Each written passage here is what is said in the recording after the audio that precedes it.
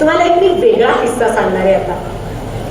आव्हान मालिकेमध्ये मी काम करत होते, ज्याचा उल्लेख केला. ती मालिका करताना मी अवघी 12वी मध्ये होतो. बरं, 12वीचा निकाल लागला आणि परमेश्वराच्या कृपेनं मी बोर्डात 3री आले बरं का. त्यामुळे माझ्या प्राचार्यांना आमच्या रुपारेल महाविद्यालयात सगळ्यांना मी तुम्हाला सांगते निम्मी अधिक मेरिट लिस्ट वृद्धी व्हायची. तर त्यामुळे म्हणजे असं विचारलं जायचं, तुझा कितवा नंबर? अच्छा तू इतका, तू इतका, अच्छा तू कितवी, असं. तर माझ्या सरांना माझं कौतुक वाटायचं की या क्षेत्रात असून, कारण मी नाटकात काम करायला लागले होते. मोरूच्या मावशीत काम करताना मी 10वी मध्ये होते. माझा निकाल ऐकला तेव्हा आमचा दीनानाथ मंगेशकर मध्ये प्रयोग चाललेला होता आणि प्रयोगाच्या दरम्यान आईचा फोन आला की पहिल्या 50त नंबर आलाय. तर मग कोणी कोणी माझ्यासाठी काय काय गिफ्ट आणून ठेवल्या होत्या नाटक संपेपर्यंत. तर विषय असा आहे की आमच्या कॉलेजमध्ये एक मुलगा आला होता ज्याचं नाव होतं मंगेश तुकाराम म्हस्कर. हे नाव कुठेतरी कुणाच्या तरी स्मृतीपटावरती असेल, कारण अत्यंत सर्वसाधारण वस्तीत राहणारा एका कामगाराचा मुलगा, पण तो सबंध बोर्डामध्ये 10वी मध्ये सर्वप्रथम आलेला होता. आता अशा मुलाचं वेगळं कौतुक होणारच ना. कुठलाही क्लास नाही, कुठलं उत्तम विद्यालय नाही किंवा असं वेगळं कोचिंग नाही आणि बोर्डात पहिला. इट इज रिअली जॉ ड्रॉपिंग. पण ही घटना घडली होती महाराष्ट्रामध्ये. आणि आव्हान मालिकेत काम करताचा एक किस्सा तुम्हाला सांगते, पण मंगेशची गोष्ट तुम्हाला सांगते सख्यांना. पहिल्यांदा हा चेहरा कुठेतरी पाहिला आहे. मग ही आव्हानमधली वीणा आणि मग ही निशिगंधा, ही ओळख लोकांच्या डोळ्यात शोधणं, हा प्रवास फार सुखाचा होता. म्हणजे गंमत म्हणून तुम्हाला सांगते की शुक्रवारी हुंडाबळीवरची मालिका होती. जयवंत दळवींनी लिहिलेली मालिका, आत्माराम मेंढ्यांनी दिग्दर्शित केलेली मालिका.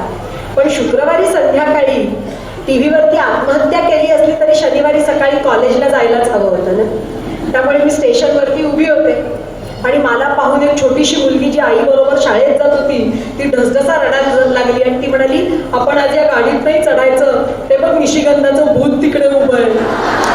मालिकांचा पगडा असतो ना मनांवर.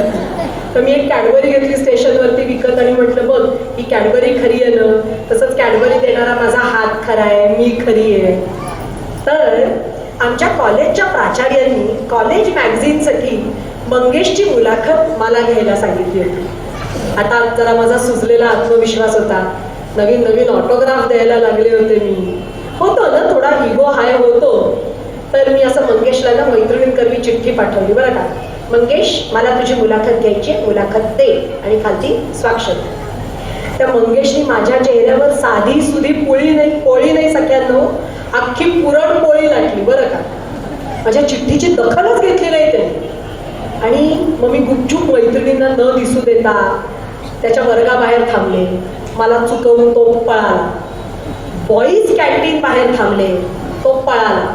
लायब्ररी बाहेर थांबले, तो निसटला. मग मी वॉचमन काकांना सांगून ठेवलं होतं की मंगेश निघताना मला सांगायचं बरं का, मला त्याला पकडायचंय. त्यांनी मला इशारा केला मंगेश कॉलेजमधनं बाहेर पडताना. मी त्याचं पकोट धरलं आणि त्याला म्हटलं, काय रे इतका कसला भाव खातोयस? नसेल कॉलेज मॅगझिनला मुलाखत द्यायची तर तसं सांग ना, बोर्डात जो मुलगा दुसरा आलाय त्याची मुलाखत मी पहिल्यांदा घेईन. सगळा सुजलेला आत्मविश्वास बरं का. पण सख्यांनं जेव्हा तो बोलला तेव्हा माझा हा सुजलेला आत्मविश्वास माझ्या बुटात गळून पडला आणि तिथे रेंगाळायला लागला. इतका तो नम्र होता. तो म्हणाला, नाही निशिगंध, आता सगळ्या त्यावेळेला इतकी प्रसार माध्यमं नव्हती हो, म्हणजे दूरदर्शन होतं आणि प्रेस मीडिया होता. म्हटलं सगळ्यांना मुलाखती दिल्यास, मग कॉलेज मॅगझिनलाच मुलाखत देताना एवढे आडेवेडे का घेतोयस? तर म्हणाला, नाही काय आहे, यावर्षी माध्यमं माझी मुलाखत घेत आहेत, पुढच्या वर्षी दुसऱ्याची घेतील. म्हटलं साहजिकच आहे, काला तस्मै न महा. तो म्हणाला, तेच तर आहे ना, पण कॉलेज मॅगझिन प्रत्येक हुशार विद्यार्थ्याच्या घरी जपलं जातं की कसा अभ्यास केला ते बघा. तर अशा वेळेला माझी नाही तर जिच्यामुळे मी इथपर्यंत पोहोचलो त्या माझ्या आईची मुलाखत घेतली जावी असं मला वाटत होतं. म्हणून मी तुमच्यापासून पळत होतो. म्हटलं, अरे मग पळायचं काय त्याच्यात? तो म्हणाला, नाही मलाही मित्रांनी सांगितलं होतं की सरांनी तुम्हाला मुलाखत घ्यायला सांगितली आहे. म्हणाला, माझी आई खूप साधी आहे. आता बघा सगळ्यांना, त्यांनी आपल्या आईला अडाणी म्हणून तिची अवहेलना केली नाही, म्हणाला, माझ्या आईला अक्षर ओळख नाही. तुम्ही एखादा प्रश्न विचारलात आणि माझी आई जर उत्तर देऊ शकली नाही तर मला लाज वाटली असती, म्हणून मी तुमच्यापासून पळत होतो. म्हटलं, त्यात पळायचं काय?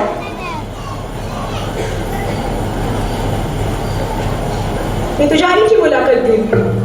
म्हणून सगळ्यांनो, मी त्याच्या घरी गेले. तुम्हाला सांगते, 10 बाय 12च्या छोट्याशा खोलीमध्ये त्यांचा संसार होता. त्यात कोपऱ्यात देव्हारा होता, एक मोठा पलंग होता आणि 2 पावलं चाललं स्वयंपाकघर आणि मग म्हणजे छोटंसं चूल आणि घर संपलं. त्यात मंगेशला 4 भावंड होती आणि म्हणजे माझ्या चेहऱ्याचं खरंच भोंगाच्या पिठाचं थालीपीठ झालं. मी वाचून म्हटलं की काकू, मंगेशने अभ्यास केला कसा?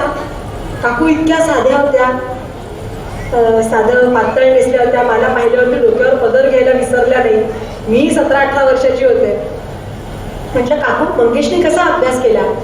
त्यांनी असं दूर बोट दाखवलं. ते म्हणाले, समोर विठोबाचं देऊळ दिसतंय ना, त्या देवळात बसून माझ्या लेकरांनी अभ्यास केला. पुजाऱ्यांचे देव झोपले की माझा मंगेश जागायचा. रात्रीचा दिवस करून त्यांनी अभ्यास केला आणि हे यश मिळवलं. मला खूप कौतुक वाटलं. कुठेतरी माझ्या घरी माहेरी माझं मन उडालं. माझी स्वतःची स्वतंत्र मोठी अभ्यासिका. मी अभ्यास करावा म्हणून ज्यूसचा ग्लास माझ्या स्टडी टेबलवर ठेवलेला. माझी एक अभ्यासिका त्यांच्या अख्ख्या घरापेक्षा मोठी होती हो. आणि मला कंपनी द्यायला ताई, आई, आजी, आजोबा पाठीवरनं हात फिरवत की फिजिक्स चांगलं कर, गणित मात्र चांगलं झालं पाहिजे. आणि इथे मंगेश होता, तिने देवळात बसून अभ्यास केला होता. मी निघाले आणि त्या अक्षर ओळख नसलेल्या पण आयुष्याच्या विद्यापीठामध्ये शिकलेल्या बाईंनी मला विचारलं, असं का गं?